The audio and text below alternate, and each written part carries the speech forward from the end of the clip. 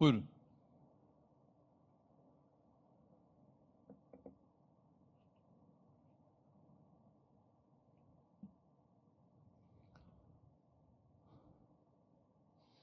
Bismillahirrahmanirrahim. Pakistan İslam Cumhuriyeti Cumhurbaşkanı aziz kardeşim Sayın Arif Alvi, Pakistan heyetinin değerli üyeleri, kıymetli misafirler, sizlere en kalbi duygularımla, hürmetle, muhabbetle selamlıyorum.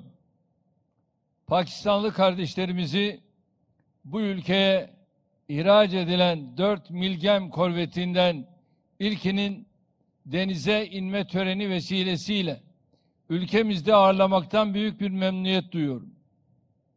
Bir kez de sizlerin huzurunda kendilerine hoş geldiniz diyorum. Öncelikle dün 74. yıl dönümü olan Pakistan'ın bağımsızlık gününü ülkem ve milletim adına tebrik ediyorum. Pakistan 14 Ağustos 1947'den beri merhum Muhammed Ali Cinnah'ın işaret ettiği şekilde birlik, inanç, disiplinle yoluna devam ediyor. Türkiye ve Pakistan arasındaki dostluk ve kardeşlik bağlarının kökleri tarihin derinliklerine kadar uzanıyor. Türk insanının kalbinde Pakistan her zaman müstesna bir yere sahip olmuştur. Bizler de aramızdaki kardeşlik bağlarından aldığımız güçle ilişkilerimizi her alanda ileriye götürmek için çalışmalarımızı kesintisiz sürdürüyoruz. Ülkelerimiz salgın döneminde sergiledikleri samimi işbirliğiyle dost ve kardeş ülke olmanın ne demek olduğunu da bir kez daha göstermiştir. Ülkelerimiz arasında oluşturduğumuz yüksek düzeyli stratejik işbirliği konseyi mekanizması sayesinde bakanlıklarımızın ve kurumlarımızın verimli işbirliklerinin tesisine imkan sağladık. Şubat 2020'de gerçekleştirilen 6. Yüksek Düzeyli Stratejik Konsey toplantısında ilişkilerimiz tüm yönleriyle tekrar ele alındı. Salgının yol açtığı sınırlamalara rağmen ülkemizde düzenleyeceğimiz bir sonraki toplantı için detaylı bir hazırlık yürütüyoruz. Tarihini yakında belirleyeceğimiz 7. konsey toplantısı vesilesiyle Pakistan'la ortak gündemimizi geliştirmenin çabası içindeyiz. Savunma sanayi alanında son dönemde gerçekleştirdiğimiz somut işbirliği projelerinden de ayrıca bahtiyarlık duyuyoruz. Savunma sanayi alanında bugün ilk gemisinin açılışını yapmakta olduğumuz Milgem korvetleri yanında atak helikopterleri ve eğitim uçakları gibi çok başarılı ortak işbirliği projeleri bulunuyor. Savunma sanayi alanındaki ortaklığımızı daha da ilerletmek konusunda mutabıkız. Pakistan'la aramızdaki güçlü siyasi ilişkilerimizin ve savunma sanayimizdeki işbirliğimizin ticari ilişkilerimize de yansımasını istiyoruz. Bu konuda hepimize yardımcı olacak bir yol haritasını Pakistan'la Şubat 2020'de İslamabad'da imzaladık. Kurumlarımız bu eylem planının hayata geçirilmesi için çalışmalarına devam ediyor.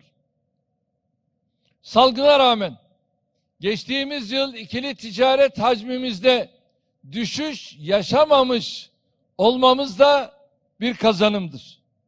İnşallah bu yıldan itibaren bu rakamı sürekli yükselteceğiz.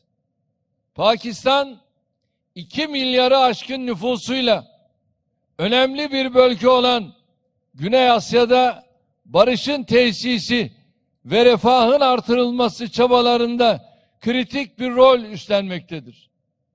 Bölgenin yüzleştiği sorunlara bulunacak çözümler ancak Pakistan'ın desteğiyle hayata geçirilebilir.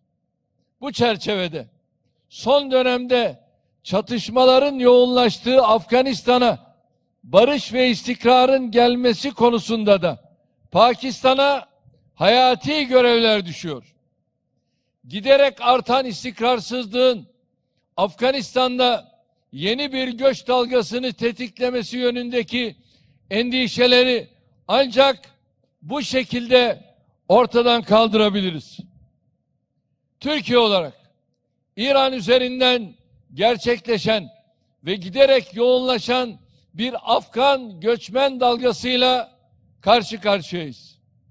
Bölgenin ve elbette en başta da Afganistan'ın bir an önce istikrara kavuşturulması için her türlü çabayı göstermeye devam edeceğiz.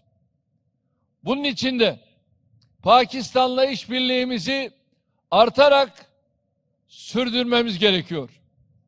Elimizdeki tüm imkanları bu doğrultuda seferber etmekte kararlıyız. Değerli misafirler, bugün bir araya gelmemize vesile olan proje kapsamında Pakistan donanması için Milgem sınıfı 4 korvet inşa edilecek. Bunların ikisi ülkemizde, ikisi ise Pakistan'da üretilecek. Korvetlerde kullanılacak ilave teknoloji ve teçhizatlarda yine ülkemiz savunma sanayi ürünleri arasından seçilecek. Saç kesme törenini 2019 yılında yaptığımız ilk geminin bugün suya indirme merasimini gerçekleştiriyoruz. İkinci geminin kızağa koyma töreni de Nisan ayında yapıldı. Pakistan'da üretilecek olan 3.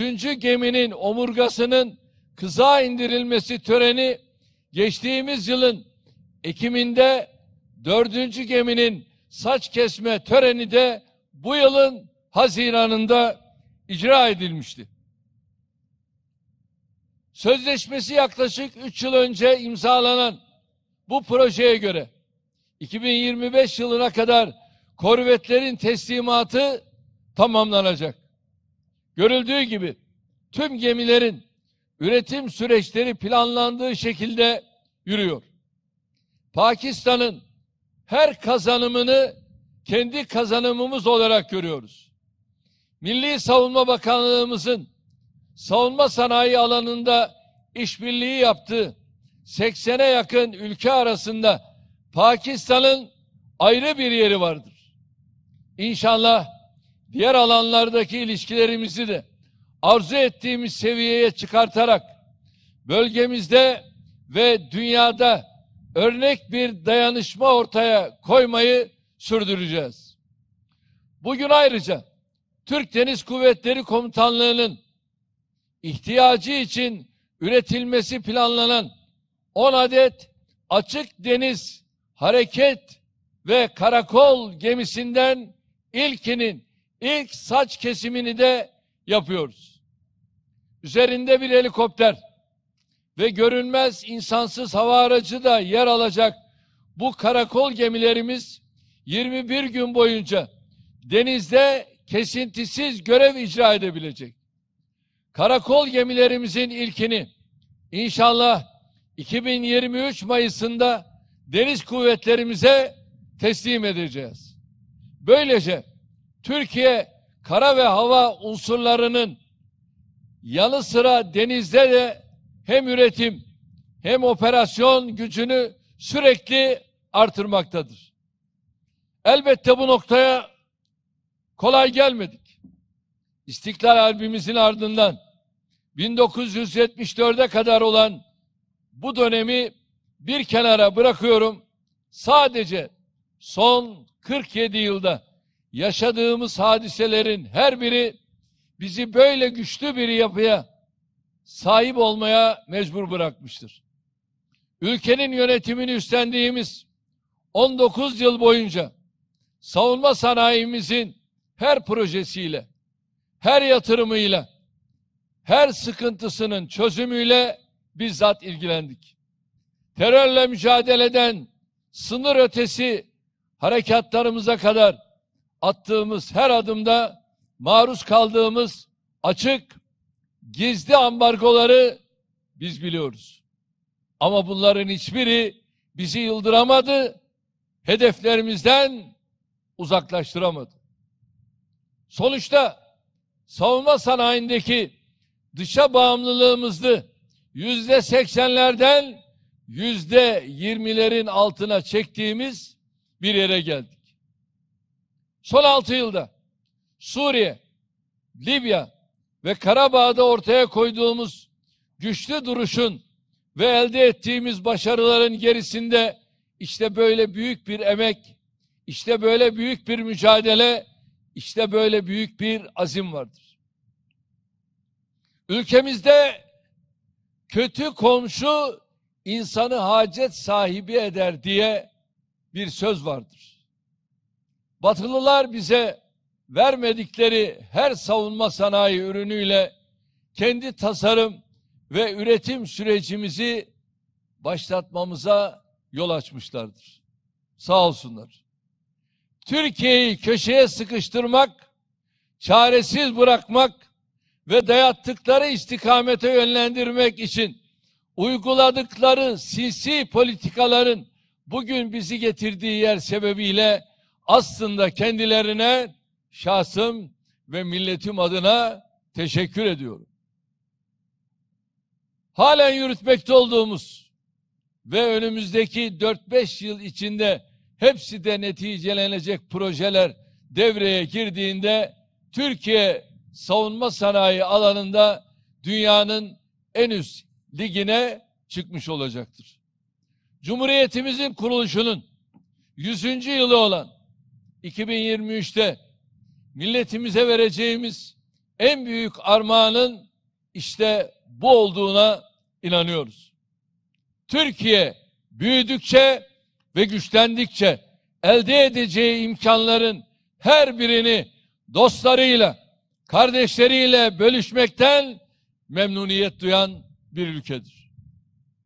Tıpkı bugün burada denize indirme törenini yaptığımız Milgem korveti gibi önümüzdeki dönemde elde edeceğimiz her bir imkan ve kabiliyet hiç şüpheniz bulunmasın Pakistanlı dostlarımızın da emrinde olacaktır.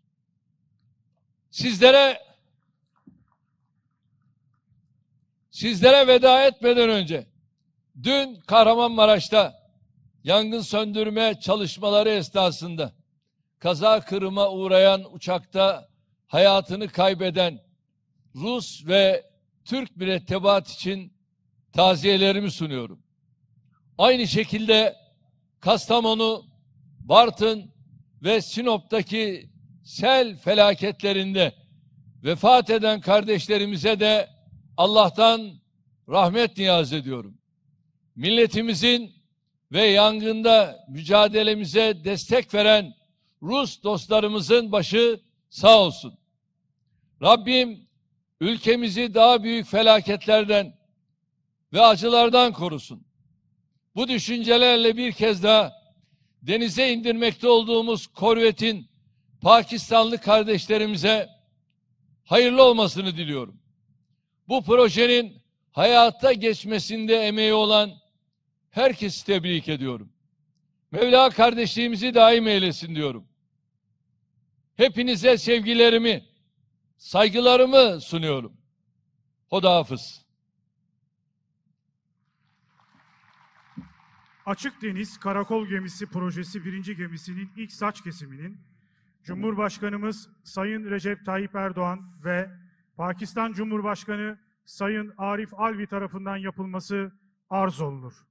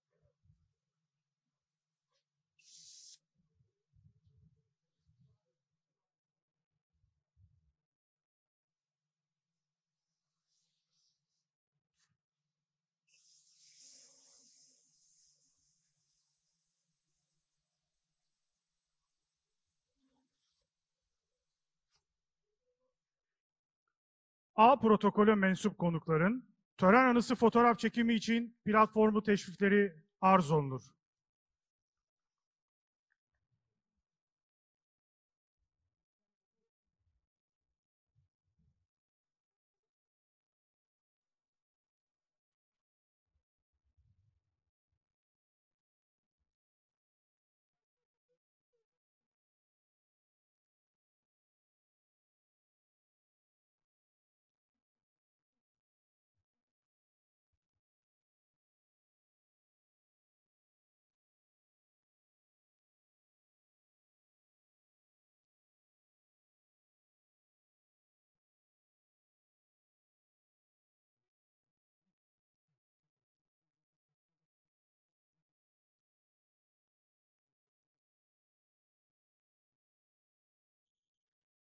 Fotoğraf çekiminden sonra törenimiz devam edecektir.